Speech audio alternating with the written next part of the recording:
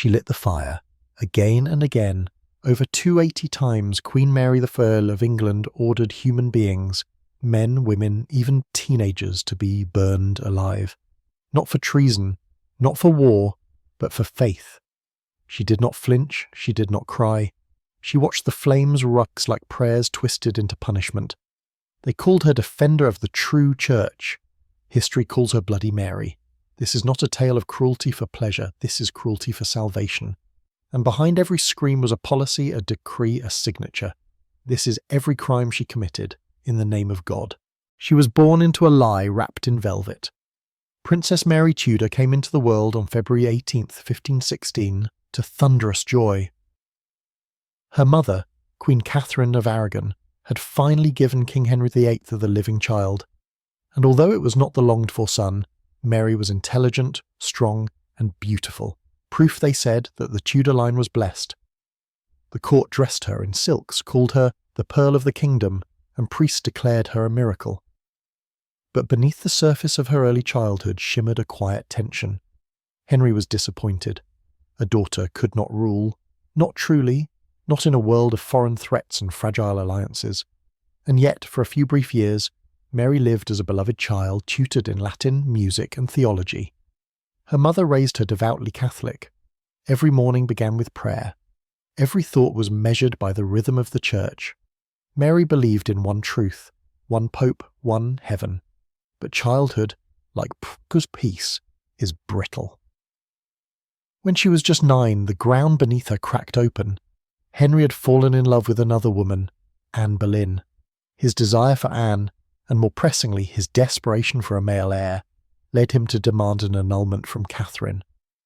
When the Pope refused, Henry declared war on the Church itself.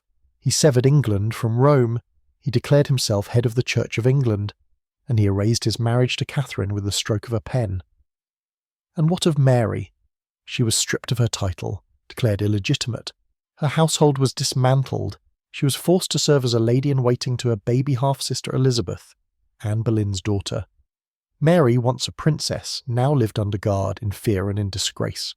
The girl who had studied scripture, who had memorized the Mass, who had believed that faith could not be broken, was now living proof that faith could be crushed by power. She did not bend. She refused to acknowledge Anne as queen. She refused to accept her new status as a bastard. She held fast to her Catholic belief even when it meant humiliation, even when it brought her closer to prison. Letters to her father went unanswered. Her mother, aging and ill, was exiled and cut off. And when Catherine died in 1536, Mary was not allowed to attend the funeral. She grieved alone, and she prayed harder. The trauma of those years stitched itself into the fabric of her soul. Every humiliation reinforced her belief that Protestantism, the new faith as it was called, was not just heresy, but evil. It was the religion of abandonment, of broken vows, of stolen crowns. Her suffering, in her mind, was not political, it was spiritual warfare.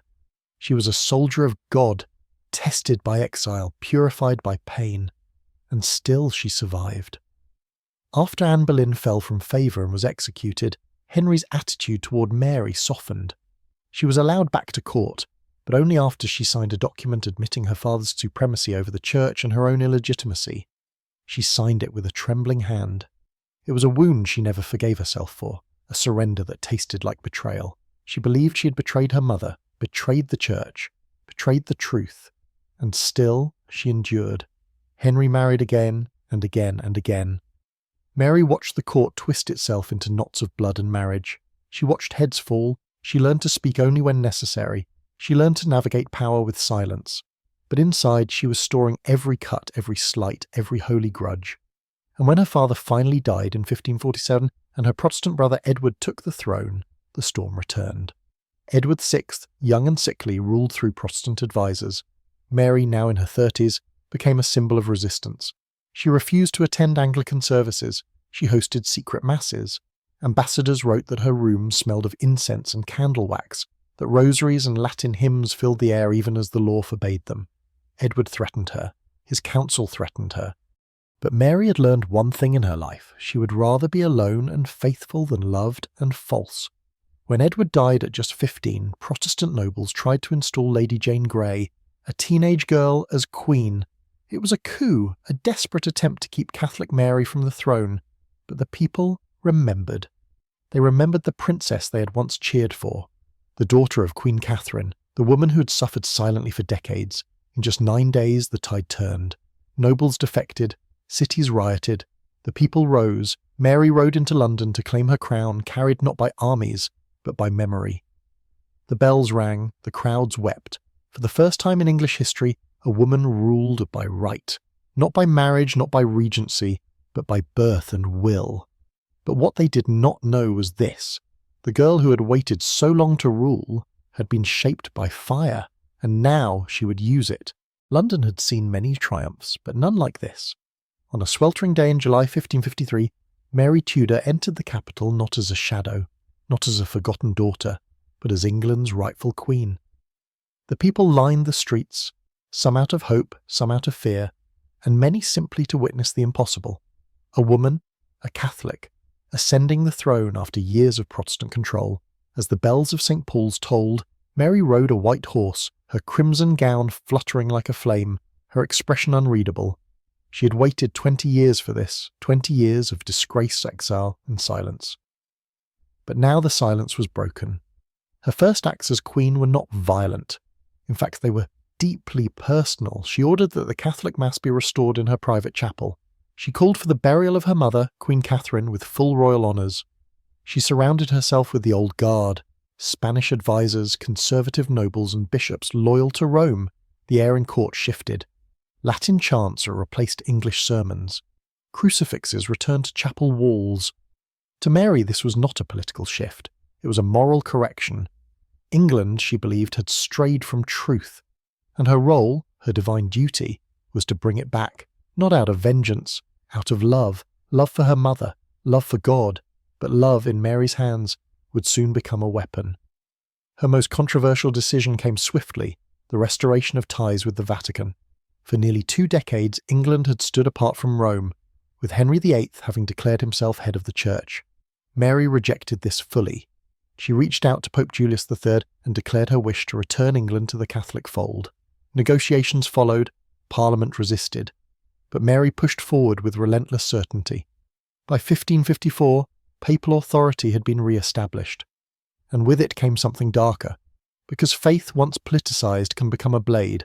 In 1554, Mary announced her intention to marry Philip of Spain, son of Emperor Charles V and a staunch Catholic. To her, the marriage was a sacred alliance, a holy union that would ensure Catholic heirs and reinforce England's place in the Catholic world. To the English people, it was treason wrapped in lace. Philip was foreign, arrogant, and fiercely loyal to Spain's interests. He did not speak English. He did not intend to stay. Rumours spread that he would drag England into Spanish wars or make it a puppet of the Habsburg Empire. Parliament objected. Riots flared, and from this fear came rebellion. In early 1554, Sir Thomas Wyatt led an armed uprising known now as Wyatt's Rebellion, with the aim of preventing the Spanish marriage and replacing Mary with her half-sister Elizabeth. The rebellion failed, poorly organised, badly timed, but it left deep scars. Mary saw it not as politics, but as heresy, an assault not just on her reign, but on God's will. She responded with fire. Dozens were executed. Some rebels were hanged and quartered, others were burned, but it was not enough. Mary's faith had been tested again, and now, like her father before her, she began to see dissent not as disagreement, but as damnation. Elizabeth, young, Protestant and popular, was arrested and brought to the Tower of London. Mary questioned her for weeks. Did Elizabeth know about the plot? Had she approved it, supported it? Elizabeth denied everything, and there was no proof. Mary, perhaps against her instincts, released her, but the damage was done. The Queen had seen how quickly the people could turn, how easily Protestantism could reignite. She would not let it rise again, and so the persecution began, not as a wave, but as a drip, subtle, legal, sanitised. In 1555, the Heresy Acts were revived. These medieval laws allowed the burning of heretics, those who rejected Catholic doctrine. Under Mary, the acts became tools of purification. Protestant bishops were arrested, preachers were dragged from pulpits. Anyone who refused to recant, who held to the new religion, was branded a threat to both crown and heaven. They were offered mercy if they would return to the Catholic Church. Many refused, and then came the first flames.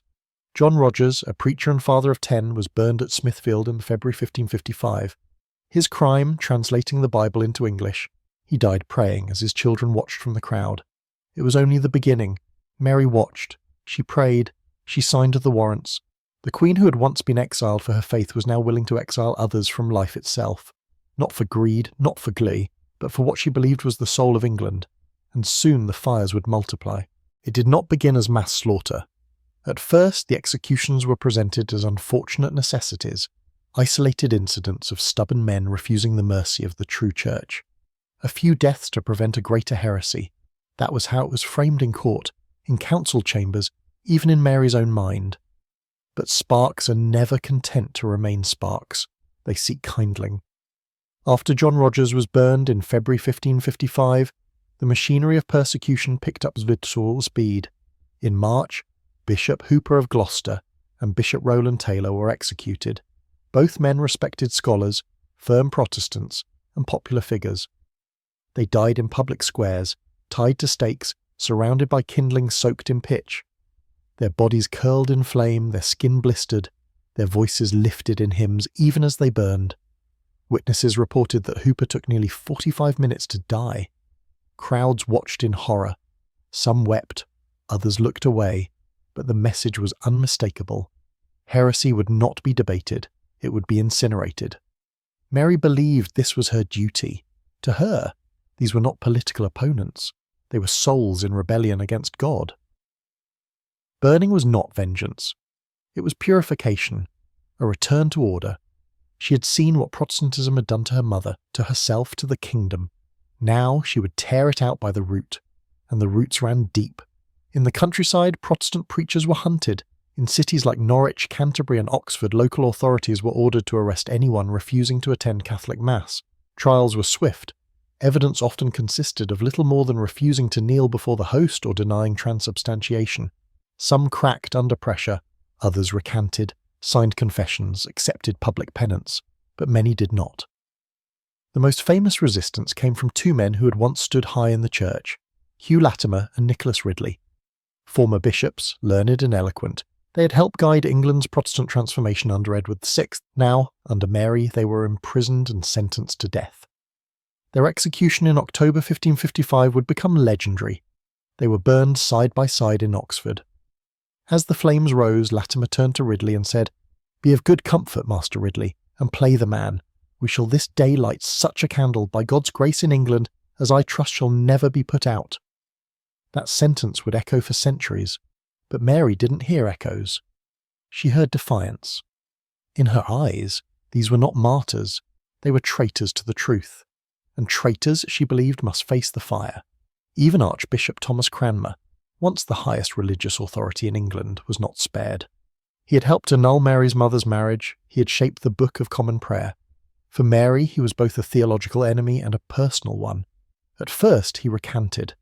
Under pressure, he signed several statements renouncing Protestantism, but on the day of his execution in March 1556, Cranmer did something that stunned even his guards. He stood before the crowd and instead of repeating his recantation, he denounced it. "I come to the great shame of myself to renounce that which I had written with my hand against the truth of God."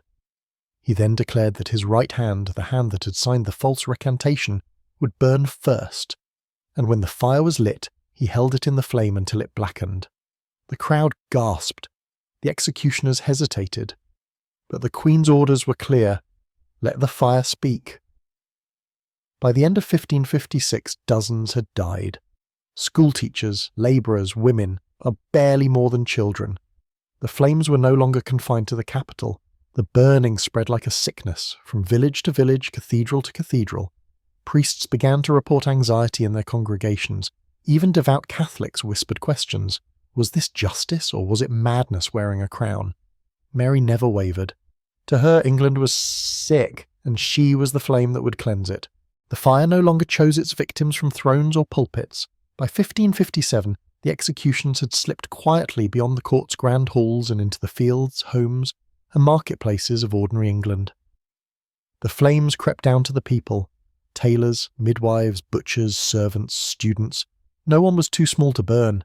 Mary's government, through the revived Heresy Acts, empowered local officials and bishops to prosecute heretics in their own jurisdictions. And they did, some with zeal, others with fear, many out of duty.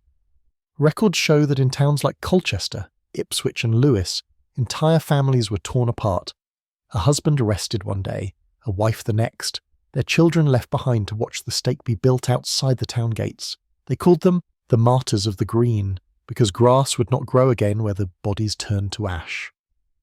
In the town of Lichfield, a young woman named Joan Waste was sentenced to death for reading the Bible in English. Blind since birth, she had memorized entire chapters by heart, recited them to neighbours, and rejected the Latin Mass she could not see nor understand. They hanged and burned her together.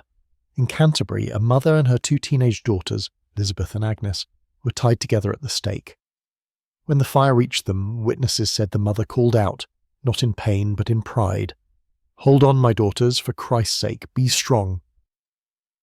They died clinging to one another. The burnings became a spectacle. In many towns they were staged on market days, when crowds were largest. Executioners built the stakes near fountains or city crosses.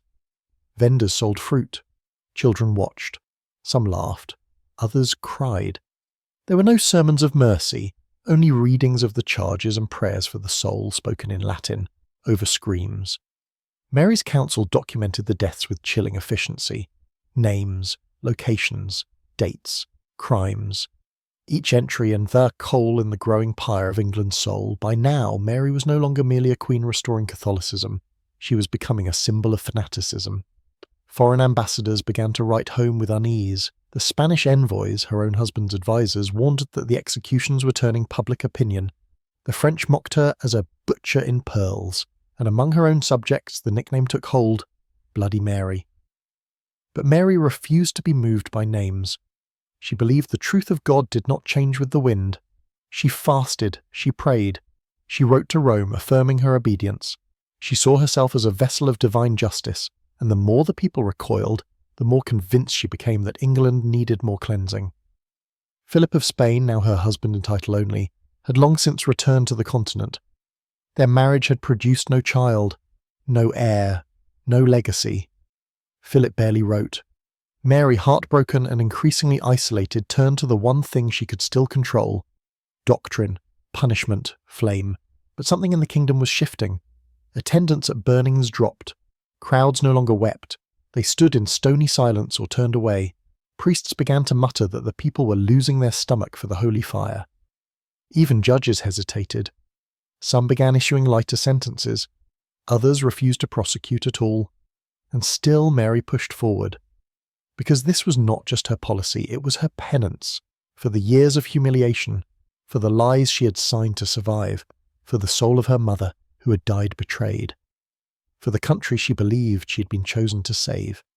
So the burnings continued, and with each name added to the list, the flame that burned outside Erfurt began to burn inside her. Soon it would consume them both. By 1558, the air in England was thick, not just with the damp chill of its northern winds, but with something heavier, acrid, lingering. Smoke from the execution fires had settled into the walls of churches, into the robes of priests, into the bedsheets of those who lived near the stake. People began to say their towns smelled of death, even when no fires burned. Because everyone, everywhere, now feared the knock at the door. The burnings had become so frequent, so methodical, that they were no longer even reported with urgency. They were calendar events. In Lewes, in one autumn alone, 17 people were executed. In Canterbury, they burned them in groups, sometimes 3, sometimes 6, tied side by side like bundles of heresy. In Colchester, there were so many ashes that officials had to build special trenches just to bury the remains. The court no longer pretended these were rare cases. They were policy. And the targets were no longer just preachers or mumbles. They were entire networks of Protestant believers, commoners with Bibles in English, people who prayed in secret, neighbours who whispered forbidden verses behind locked doors. Even the act of refusing to attend Mass, of staying home on holy days, could be reported, investigated, condemned. Husbands betrayed wives, children betrayed parents, friends vanished without farewell. It was a kingdom under quiet siege, a religious purge wrapped in legal parchment, and at its centre sat a queen who still believed she was doing God's work. Mary's advisers urged caution. The Lord Chancellor, Stephen Gardiner, had initially supported the persecutions, but even he had begun to express concern before his death in 1555. His successor, Cardinal Reginald Pole, a devout Catholic and cousin of the Queen, advocated for pastoral care, not pyres. But Mary had already passed a threshold. Her faith had hardened into certainty. Her suffering had fossilized into fury. Each death, to her, was a sacrifice for national salvation. She read every name. She approved every warrant. She fasted before executions. She whispered Latin prayers while the flames rose miles away. And the people began to turn against her. They still respected the crown, but they no longer loved the woman who wore it. Ballads began to circulate, anonymous verses passed by hand in markets, sung in whispers on village roads. She who walks in red walks over ash. Crown of fire, sceptre of bone. Pamphlets printed abroad painted her as a tyrant. In Geneva, Protestant exiles compiled the stories of the burnings into a single damning volume, Fox's Book of Martyrs. Though not published until after Mary's death, it gathered momentum even while she lived, through rumour, testimony and horror. And yet the burnings went on. In the small village of Brentwood, a group of children were beaten for not attending Catholic catechism. Their parents were fined. One man was imprisoned for praying in English. He died of cold before he could be tried. In Norwich, a woman named Cicely Ormus knelt in the dirt beside her husband's pyre. She kissed his scorched hand before the guards pulled her away. She would burn herself the following week. Even the dead were not spared. Bodies of prominent Protestants were exhumed, denied burial rites, or burned posthumously. Mary wanted the stain scrubbed from the land, from the memory of her. But instead of erasing Protestantism, she gave it martyrs, she gave it meaning, she gave it blood. And the people remembered. The more she killed, the more the Protestants seemed to multiply, not openly but underground, like roots beneath stone. The fires had made them afraid but also strong. They began to believe that their suffering was sacred, that every flame lit by Mary was one more candle God would not forget. But Mary wasn't finished. She believed her time was running out. She had no heir. Her body had begun to fail. But if she could not save England through motherhood, she would save it through fire. And so the list of names grew longer, and the cities, one by one, turned grey with ash. She had once believed that the worst pain was silence. The years as a child without a crown, the letters to her father that were never answered, the exile in her own country, these had taught Mary Tudor to endure abandonment. But nothing prepared her for the silence of Philip. Her husband, her king in the name, had been absent from England for most of their marriage. When he did appear, it was ceremonial, distant, cold. He shared her bed briefly, but not her heart. And as Mary's belly remained flat, her hopes of an heir withered. Twice she believed she was pregnant. Twice it was a lie. The first phantom pregnancy in 1555 brought celebration. Bells rang, nobles gathered, and Mary herself wept with joy. But months passed. No labour, no child, only swelling, fatigue, and whispers behind her back. Physicians said it was a uterine tumour. Others said it was a false womb. Her body so desperate to conceive it had convinced itself it had. The second time, in 1557, she told no one. She wanted to believe it quietly, but even that hope faded into illness. It was during these fragile years, sick, barren, and alone, that Mary's executions reached their most brutal crescendo. In Canterbury, 11 Protestants were burned in a single day. The youngest was a 17-year-old apprentice, the oldest a grandmother. Their bodies were so charred that the ashes could not be separated. Locals called it the day the sky turned black. In the same year, in Lewes, a mother and father were burned together, while their infant cried in the arms of a Catholic neighbour. The child would later grow up to become a preacher, his sermons always beginning with Saints in memory of the stake. Mary knew about these cases. She read the reports, she met with bishops, she consulted canon law, she fasted on execution days, and still she burned them, because by now it was not just about faith, it was about legacy. She had no child to carry her name, no husband to stand at her side, no nation that loved her. Only the church remained, and even that was cracking. Behind palace doors, Cardinal Pole, the Pope's representative and once Mary's closest spiritual ally, began to argue for mercy, not out of doubt but out of fear. He saw what the burnings were doing. He saw the fear in the clergy, the coldness in the people. He urged the Queen to slow the pace, to stop. Mary refused. She accused him of weakness. She accused England of ingratitude. She accused God of testing her once again. And then her own body joined the rebellion. In early 1558, Mary collapsed during a council meeting. She was carried to her bed, her skin pale, her breath shallow. The diagnosis, dropsy, her legs swelled, her stomach bloated. She could not walk without pain. She could not eat without vomiting, and yet still she issued warrants, even as the flames reached her own gates. The people had grown colder. Priests now performed burnings with hesitation. Some nobles openly whispered of Elizabeth, and Mary, once triumphant, now found herself surrounded by absence.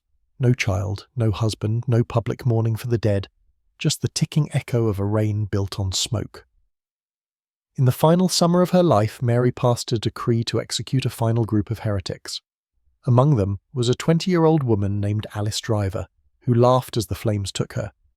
Witnesses said she shouted, "God be praised, even now!" Even the fire, it seemed, could not shut them up.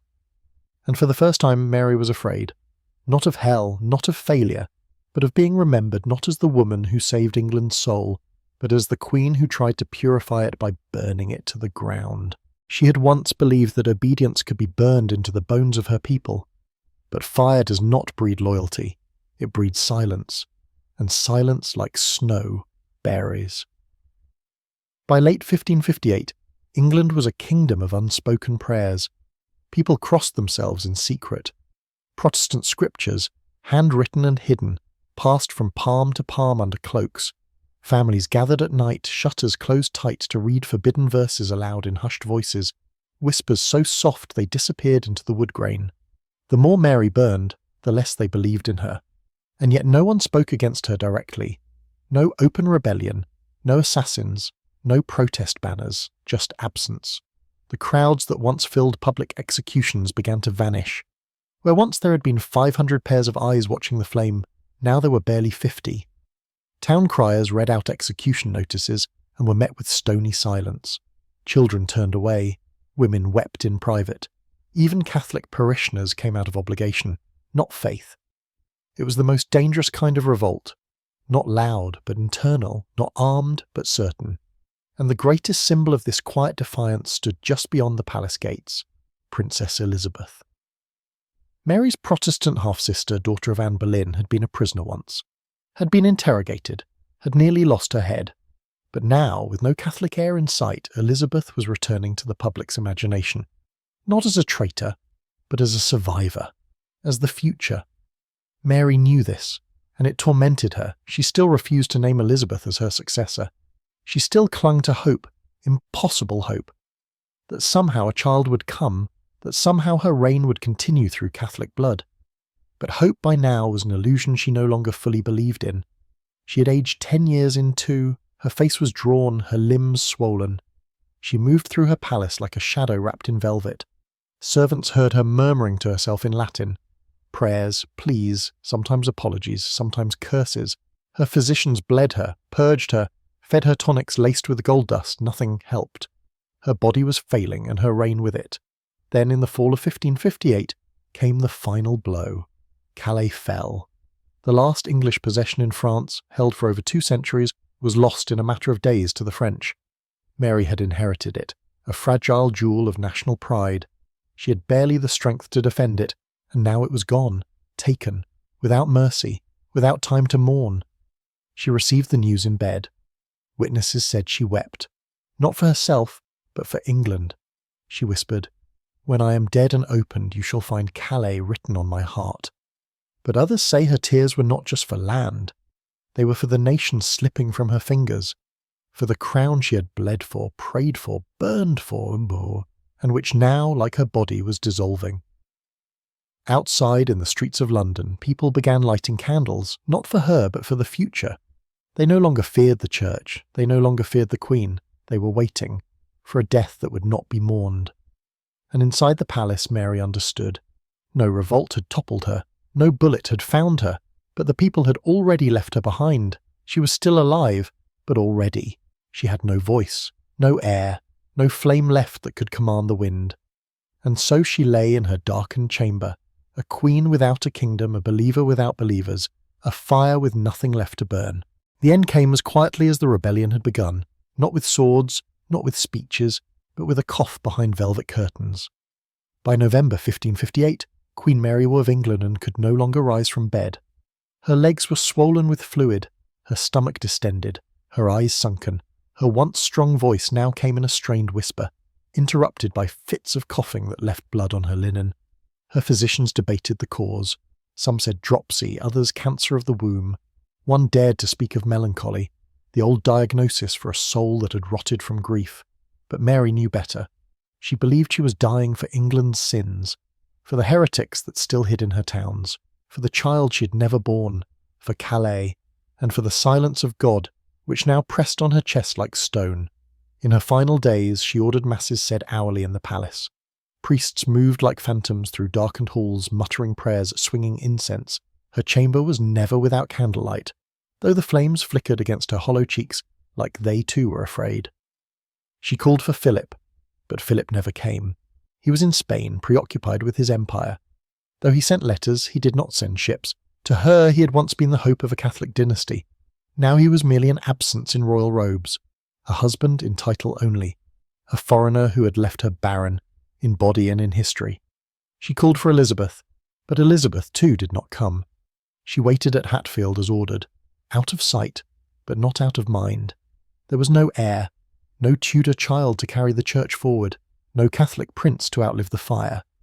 And so Mary faced the one fate she had spent her life fleeing, the knowledge that all her suffering, all her sacrifices, all her flames had led to nothing. Her closest servants reported that in her final nights she spoke not to the living but to the dead. She called out to her mother, Catherine of Aragon. She whispered old Latin prayers, some barely remembered. She recited names, John Rogers, Latimer, Ridley, Cranmer, not in hatred but in penance. She asked again and again if it had been enough. Had the fire been enough to save England's soul? And the silence, as always, answered her. On November 17th, 1558, Mary Tudor died at the age of 42. There were no crowds in the street, no national mourning.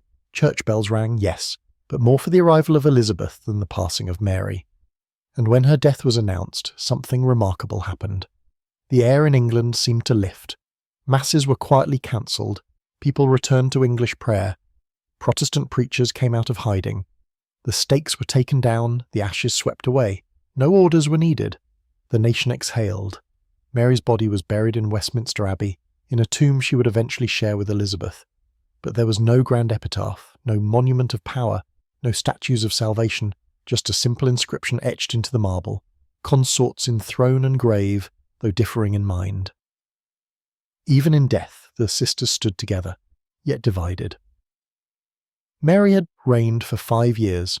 In that time she restored the old faith, re-established papal authority, and sent over 280 men, women, and children to the flames. But her reign left no heir, no dynasty, no devotion, only a name, Bloody Mary.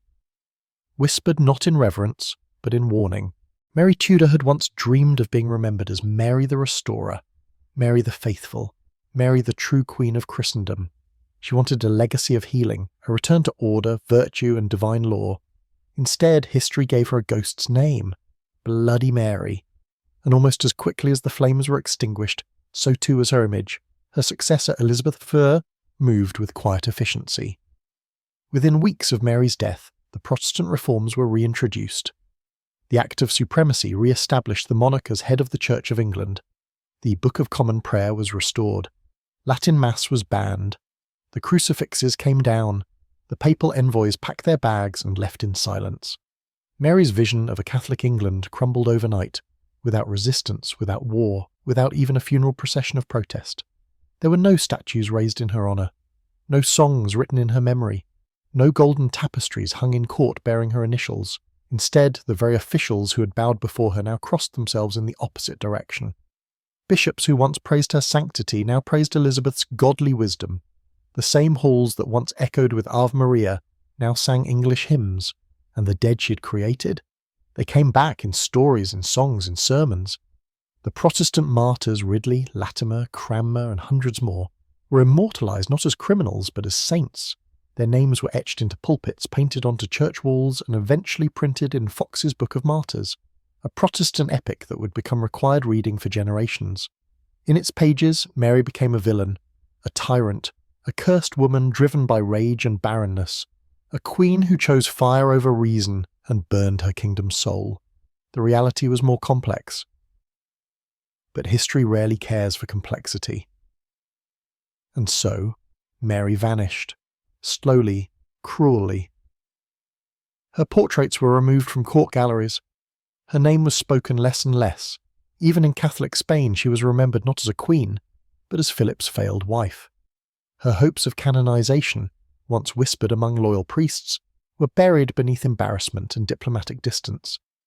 The only part of her that remained in English memory was her cruelty, and her name twisted into a children's game.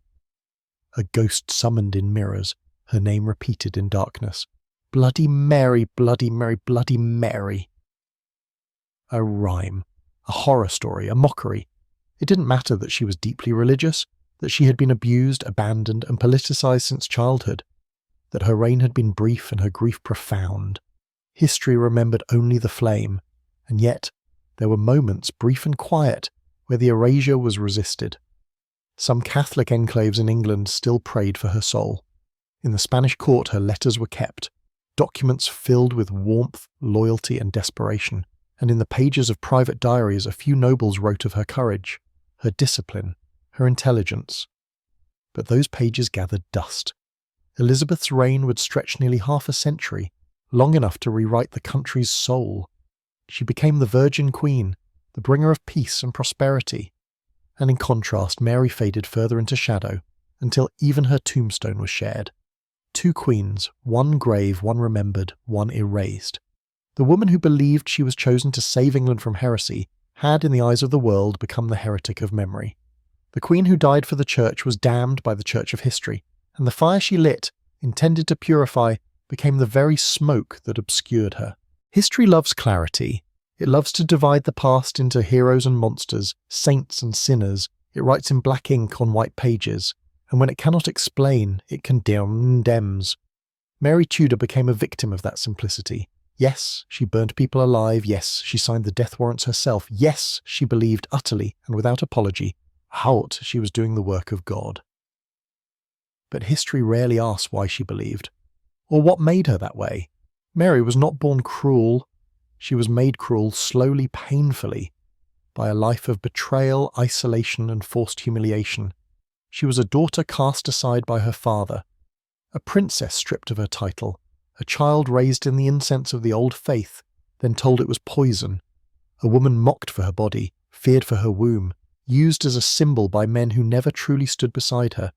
She grew up in a world that denied her voice, and when she finally had one, it was hoarse with years of waiting. So she spoke through fire, and maybe that is the tragedy, not that Mary burned, but that no one had ever taught her how else to be heard. She could have ruled gently, she might have forgiven, but the England she inherited was already burning, in its soul, in its factions, in its wounds from her father's schism. And when a kingdom is soaked in fear and fuel, it takes only one match. Mary lit it, not for power, but for something she thought was holy. We call her Bloody Mary now. We summon her name in games, in ghost stories, in whispered dares in front of bathroom mirrors. We laugh, forgetting the real woman behind the myth, a woman who wept for her mother, who prayed every night, who wanted love and left behind only ash. Maybe she was a monster, maybe she was a martyr, maybe she was both, but above all, she was human, and history is at its most dangerous when it forgets that. So the next time someone says her name 3 times in the dark, maybe pause and ask yourself, what does it mean to believe so fiercely in salvation that you're willing to kill for it? And worse, what does it mean to die thinking you saved a soul when the world remembers you only as a butcher? That, perhaps, is the cruelest flame of all.